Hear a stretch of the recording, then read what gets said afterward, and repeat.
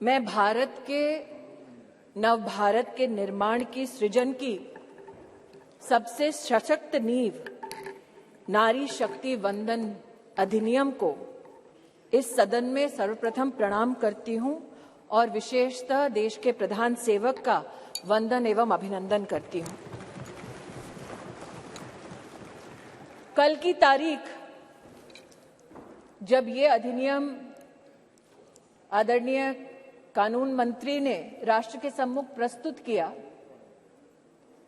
न सिर्फ इसलिए ऐतिहासिक थी क्योंकि इस नए भवन में नए संकल्पों के साथ हम सबने प्रवेश किया, साथ ही एक पुनीत समय गणेशोत्सव के पुण्य अवसर पर हमने नए भवन में प्रवेश कर विघ्नहर्ता को प्रणाम किया।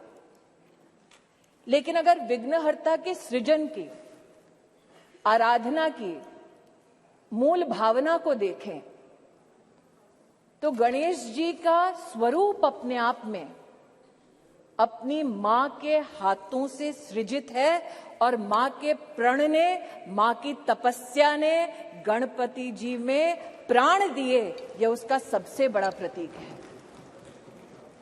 हमारी सभ्यता में यह भी मान्यता है कि नव भवन में जब प्रवेश होता है तो पहला पैर, पथ पर पहला आगमन घर की लक्ष्मी का होता है। कई समाज के वर्गों में भवन के बाहर घर की लक्ष्मी अपने हाथ की अमिट छाप छोड़ती है और कई परिवारों में पैरों के नीचे आलता लगाकर बेटियों का सबसे पहला कदम ऐसे भवनों में रखा जाता है। और अगर संविधान की मर्यादा की दृष्टि से देखें तो लक्ष्मी ने संवैधानिक स्वरूप लिया है इस अधिनियम के माध्यम से, जिसके लिए मैं सरकार का, इस सदन का और पीठ का विशेषतः आभार व्यक्त करती हूं। आज चर्चा में कई महानुभावों ने श्रद्धेय अटल बिहारी वाजपेयी जी का नाम लिया और साथ ही आदरणीय देवी गौड़ा जी को भी आभार वंदन किया। ये भी सत्य है कि मुझसे पूर्व की वक्ता ने राष्ट्र को जब गुलामी से स्वतंत्रता मिली तब क्या महिलाओं की परिस्थिति थी उसका उल्लेख किया कि हां, तब भी जब देश आजाद हुआ तब भी कई प्रदेशों की साधारण परिवारों की महिलाओं ने कहा कि हमारा संवैधानिक अधिकार आरक्षित करें, लेकिन तब साधारण परिवारों की वो महिलाएं जिन्होंने राष्ट्र को आजाद करने में अपनी भूमिका निभाई, जो दूरदर्शी थी, जानती थी कि साधारण वंचित समाजों की महिलाओं को अगर मौका अनोखे ढंग से संविधान की मर्यादा में ना दिया गया तो शायद आगामी वर्षों में महिलाओं के लिए एक चुनौती बन जाएगा। आज मैं उन महिलाओं की दूरदर्शी सोच को वंदन करती हूं। महोदय, 1971 में तब की सरकार में एक कमेटी का गठन हुआ on the status of women in India, और आज मैं विशेष रूप से आपका ध्यान आकृष्ट करती हूं 1974 में जब कमेटी ने अपनी रिपोर्ट को साझा किया तो उसके 7वें चैप्टर में पॉलिटिकल स्टेटस के वर्णन में ये इंगित है कि तब भारतीय जनसंघ ने कहा था कि महिलाओं को कॉन्स्टिट्यूशनली गारंटी कीजिए। They were the advocates for women's reservation. आज जनसंघ के उन नेताओं को, उन चिंतकों को मैं आभार व्यक्त करती हूं।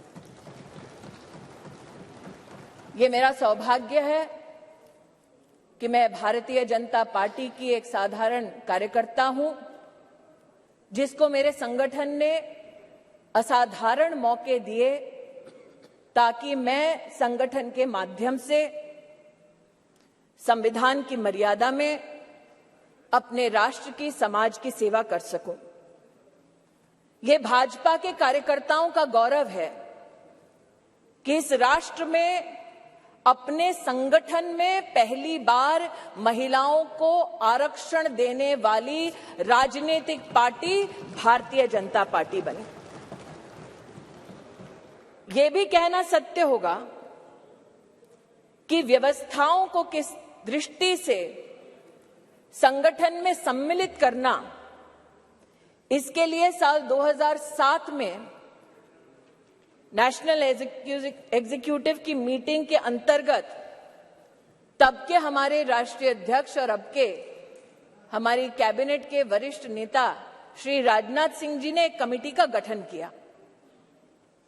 ये सौभाग्य है मेरा कि उस कमेटी में आज 2 सदस्य वर्तमान इस सदन में उपस्थित हैं। आज उस कमेटी जिसकी अध्यक्षता श्रद्धेय सुषमा स्वराज जी ने की, आज उस कमेटी की एक और सदस्य जिनका देहांत हो चुका है, किरण माहेश्वरी जी, और जो संगठन में आध्यात्म की दृष्टि से मेरे मार्गदर्शक रहे, ऐसे श्रद्धेय बाल आपटे जी हमारे बीच नहीं हैं। मैं उनके योगदान के लिए उनको नमन करती हूं। ये भी उचित होगा अध्यक्ष जी कहना कि उस कमेटी में नजमा हिप्तुल्ला जी थी, उनका आभार वंदन करती हूं। सुमित्रा महाजन जी थी, जिन्होंने बार बार लगातार अपनी पुण्य भूमि से, इंदौर से चुनाव जीतकर हम सबका गौरव बढ़ाया। उन्होंने स्पीकर की भूमिका में महिलाओं का राष्ट्र भर में गौरव बढ़ाया। मैं ताई की अनुपस्थिति में ताई को प्रणाम करती हूं। और कमेटी में 2 और महानुभाव थे जो विद्यमान है वर्तमान के सदन में, जिन्होंने महिला आरक्षण भाजपा के संगठन में कैसा हो उसको सुनिश्चित किया, जो आज मोदी सरकार के मंत्री हैं, आदरणीय किशन रेड्डी जी और किरण रिजिजू जी। मैं आपको भी आभार व्यक्त करती हूं। महोदय, they say success has many fathers and failure has none. और इसीलिए कल जब ये प्रस्ताव सदन में आया तो कुछ लोगों ने कहा हमारा बिल है, कुछ लोगों ने कहा हमने चिट्ठी लिखी, कुछ लोगों ने कहा कि ये पूरा का पूरा संवैधानिक निर्माण हमारा था। आज ऐसी एक सम्मानित नेत्री ने सदन में अपना वक्तव्य रखा, लेकिन उनका मैं एक विशेष रूप से आभार व्यक्त करती हूं कि 2 विषयों पर उन्होंने ऑन रिकॉर्ड स्पष्टीकरण दिया है। हमको बार बार बतलाया जाता कि एक विशेष परिवार ने 73rd, 74th amendment to the constitution पारित करवाया। आज मैं आभार वंदन करती हूं कि पहली बार स्पष्टता हुई इस सदन में उनके द्वारा कि ये पुण्य काम पीवी नरसिम्हा राव जी ने किया, जिनके मरणोपरांत उनके ही पार्टी के हेडक्वार्टर में उनको नमन करने का मौका नहीं दिया गया। दूसरा, ये कथन कि अभी क्यों नहीं और ये वक्त हमारा बिल है तो अभी करिए। तो महोदय, ये उस बिल की प्रति है जिनको वो हमारा कहते हैं। उसमें अगर आप दूसरे पृष्ठ पे 2B और 3B पढ़ें, और ये वो है जो कांग्रेस पार्टी कहती है यूपीए की सरकार में राज्यसभा में पारित हुआ और फिर लोकसभा में प्रस्तुत हुआ। अगर आप इस पृष्ठ पर ये दोनों छंद पढ़ें तो यूपीए, जिसकी अध्यक्षा श्रीमती सोनिया गांधी हैं, उन्होंने कहा है no seat shall be reserved for women belonging to scheduled caste, scheduled tribes in the 3rd general elections.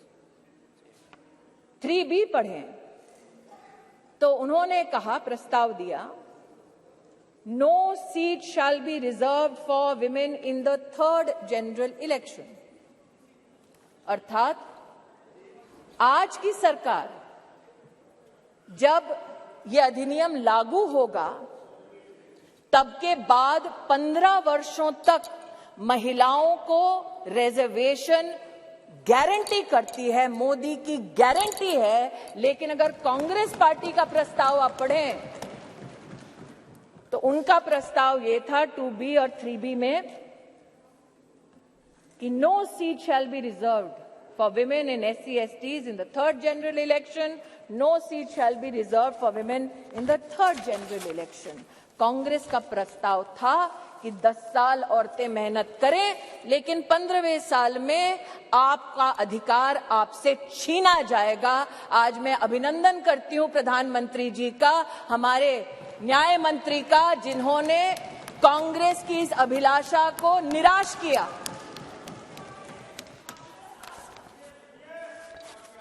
फिर इनका ये वक्तव्य कि आप अभी क्यों नहीं कराते। महोदय, हम जानते हैं कि संविधान को छिन्न भिन्न करना ये कांग्रेस की पुरानी आदत है, लेकिन आज अगर आप इसी गरिमामय संविधान के अनुच्छेद 82 को पढ़ें, 82 ये किताब नहीं है संविधान का, मेरे हाथों में, तो आपके लिए किताब होगी, हमारे लिए पूजनीय है, संविधान है ये।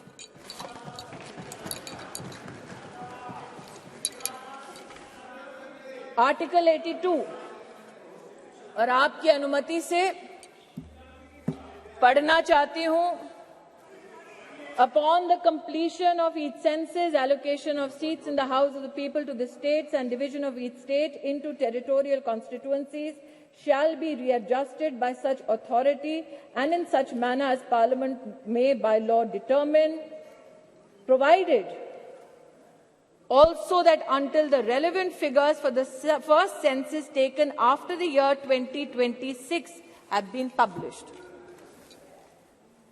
तो क्या ये विपक्ष के नेताओं का मत है कि जो संवैधानिक प्रक्रिया इंगित है संविधान में, उसकी अवहेलना हो? Should we not abide by the Constitution? Is that the position taken by leaders of the opposition parties? That is my humble suggestion and submission. फिर यह आरोप लगाया गया कि आप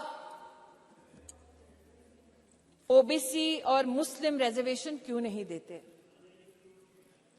मुझसे ज्यादा अनुभवी लोग जो वर्तमान में बिना माइक के और पीठ की परमिशन के दांत चबा चबा कर बोल रहे हैं, उनको शायद इस बात का आभास नहीं कि संविधान में धर्म के आधार पर आरक्षण वर्जित है। इसलिए मैं आज आपके माध्यम से महोदय आग्रह करना चाहती हूं कि ये भारत वो भारत है जहां पर आज लोगों के पास व्यवस्थाएं डिजिटली भी पहुंची हैं, और इसीलिए हमारे देश के नागरिक जिस प्रकार से विपक्ष भ्रमित करने का प्रयास कर रहा है, उस भ्रम में ना फंसे, इसलिए तथ्यों का रिकॉर्ड पर आना उचित है।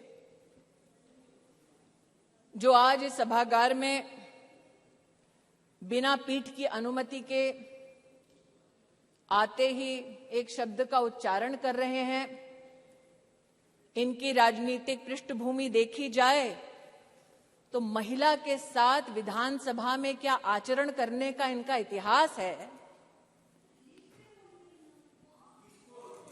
ऐसे लोग आज महिला की मर्यादा पर टिप्पणी ना करें तो इस सदन की शोभा बढ़ेगी। जो जानना चाहते हैं साफ साफ क्या बोलना चाह रही हूं वो ये कि राष्ट्र सरकार के इस फैसले को स्वीकार करते हुए नारी शक्ति वंदन अधिनियम को समर्थन देती है। राष्ट्र की महिलाओं के संवैधानिक सशक्तिकरण में अगर विपक्ष रोड़ा ना बने तो हम कृतज्ञ होंगे। महोदय, आज जिन लोगों ने इसको जुमला कहा और कहा कि हम चिट्ठियां लिख रहे थे इसलिए काम हुआ,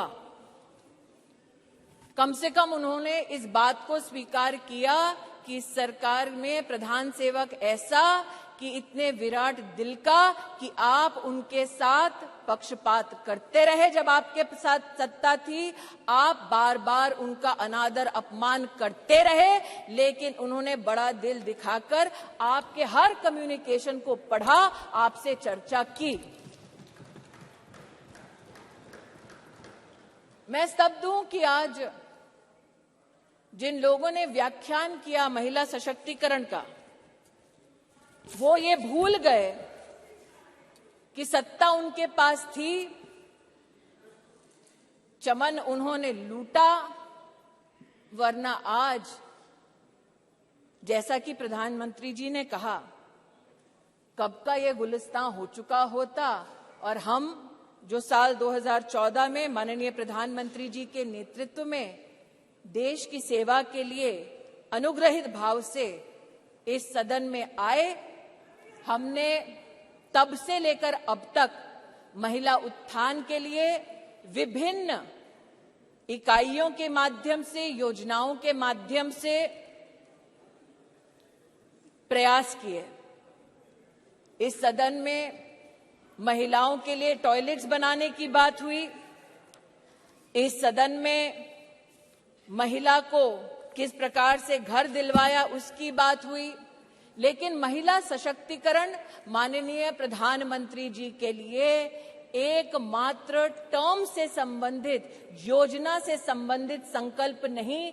जब से उन्हें भारतीय राजनीति में राष्ट्र की, प्रदेश की अपनी सेवा करने का मौका मिला, तब से उन्होंने कहा कि मातृशक्ति गवर्नेंस का केंद्र बिंदु होना चाहिए, क्योंकि इन्हीं महिलाओं के माध्यम से प्रदेश और देश विकसित हो पाएगा। उसके आपके सामने 2-3 उदाहरण रखना चाहती हूं। एक, साल 2006 में जब माननीय प्रधानमंत्री जी के पास प्रदेश में मुख्यमंत्री की जिम्मेदारी थी तो उन्होंने जेंडर इक्विटी की पॉलिसी बनाई, लेकिन मात्र पॉलिसी तक सीमित नहीं रहे, अपने 10 अलग अलग विभागों के माध्यम से उन्होंने जेंडर बजट को भी प्रस्तुत किया।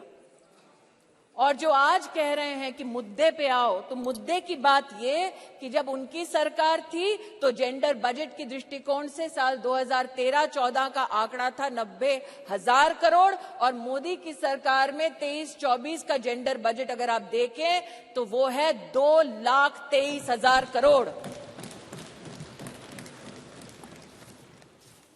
ये मुद्दे की बात पर आना चाहते हैं। मुद्दे की बात ये कि जब प्रधानमंत्री जी के पास प्रदेश की जिम्मेदारी थी तब उन्होंने बेटियों की शिक्षा के लिए अपने आप को समर्पित किया।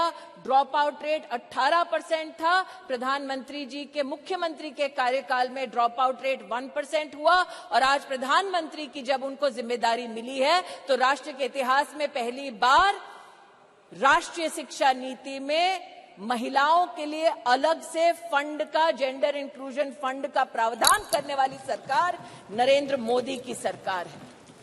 ये कहते हैं मुद्दे पर आओ, तो मुद्दा ये कि जब प्रधानमंत्री जी के पास प्रदेश की जिम्मेदारी थी तो उन्होंने ई ममता एक कार्यक्रम शुरू किया ताकि गर्भवती माताएं, बच्चे उसके माध्यम से सरकारी व्यवस्था से उनका बेनिफिट ट्रैक हो सके, कौन वंचित है उस तक हम पहुंच सके। और आज नरेंद्र मोदी जब देश के प्रधानमंत्री हैं तो राष्ट्र के इतिहास में पहली बार पोषण ट्रैकर के माध्यम से देश के 7.5 करोड़ बच्चे और 2.5 करोड़ महिलाओं को पोषण अभियान के माध्यम से डिजिटली सेवा पहुंचाई जाती है। ये कहते हैं मुद्दे की बात पर आओ, तो मुद्दा ये कि जब प्रधानमंत्री जी के पास प्रदेश की जिम्मेदारी थी तो उन्होंने मां वात्सल्य योजना की शुरुआत की, जहां महिलाओं को लगभग 1.5 लाख रुपए के माध्यम से जिनकी एनुअल इनकम थी उनको 4 लाख से ज्यादा की मेडिकल ट्रीटमेंट सरकारी व्यवस्थाओं में देने का काम नरेंद्र मोदी जी ने किया। और आज आयुष्मान भारत योजना के चलते 10 करोड़ गरीब परिवार, 10 करोड़ गरीब महिलाओं को सुविधा, 24,000 से ज्यादा अस्पतालों में, 1,60,000 से ज्यादा स्वास्थ्य केंद्रों में सेवा देने वाली सरकार मोदी की सरकार है, भाजपा की सरकार है। इसलिए जो कहते हैं कि महिला सशक्तिकरण मात्र आज एक चुनावी मुद्दा है, उनसे कहना चाहती हूं, नरता का आदर्श तपस्या के भीतर पलता है, देता वही प्रकाश आग में जो अभित जलता है। आपने नरेंद्र मोदी जी पर कई आक्षेप किए राष्ट्र के नवनिर्माण में, चाहे वो मेक इन इंडिया हो, चाहे वो धारा 370 को हटाने की बात हो, हर विषय पर, जीएसटी पर भी न सिर्फ व्यवधान किया बल्कि व्यवधान के बाद जब इस सदन ने उन कानूनों को पारित किया तो आप एक्सटर्नल ऑर्गेनाइजेशंस के माध्यम से कोर्ट में चुनौती देते गए, कोर्ट में भी हारे, पीपल्स कोर्ट में भी हारे। इस बार लोग कहते हैं कि 27 साल नहीं, अगर आप जनसंघ की पृष्ठभूमि देखें तो 1974 से हम प्रमाणित कर सकते हैं कि हमारी आइडियोलॉजी ने, हमारे ऑर्गेनाइजेशन ने बार बार कहा कि आप संवैधानिक ढांचे की मर्यादा में महिला का आरक्षण गारंटी करें। मोदी आज इस अधिनियम के माध्यम से महिलाओं को जो वंचित है वो अधिकार गारंटी कर रही हैं। और इसीलिए पूरे सदन से विनम्र आग्रह है कि एक साइंटिफिक पद्धति से संविधान का संरक्षण करते हुए जो प्रस्ताव सरकार लेकर आई है, वाकई में अगर आपकी रुचि महिला को पॉलिटिकली सशक्त करने की है तो आप इस अधिनियम का समर्थन करें। अंत में कुछ लोगों ने अपने वक्तव्यों में यह भी कहा कि आप रैंकिंग देख लीजिए। मैं उस पर एक स्पष्टीकरण देना चाहती हूं महोदय। अंतर्राष्ट्रीय रैंकिंग में वो महिला जो भारत की पंचायतों से जीत कर आती है, उस महिला का न सम्मान होता है न उसकी गणना होती है। अंतर्राष्ट्रीय रैंकिंग्स में वो महिला जो विधानसभा या विधान परिषद में चुनकर आती है, उस महिला की भी गणना नहीं होती, उसकी भी गिनती नहीं होती। अंतर्राष्ट्रीय रैंकिंग में जो महिला लोकसभा में, राज्यसभा में चुनकर आती है, उसकी भी गणना नहीं करते। वर्षों वर्ष से चला आ रहा था सिलसिला। मोदी सरकार ने इस विषय को अंतर्राष्ट्रीय पटल पर उठाया और लिखित में उनसे जवाब दिया कि हां, अब हम हिंदुस्तान की पंचायतों में जीतने वाली महिलाओं का सम्मान करेंगे, विधानसभा में जीतने वाली महिलाओं का सम्मान करेंगे, लोकसभा में जीतने वाली, राज्यसभा में हमारी जो महिलाएं सेवा दे रही है उनकी गिनती करेंगे।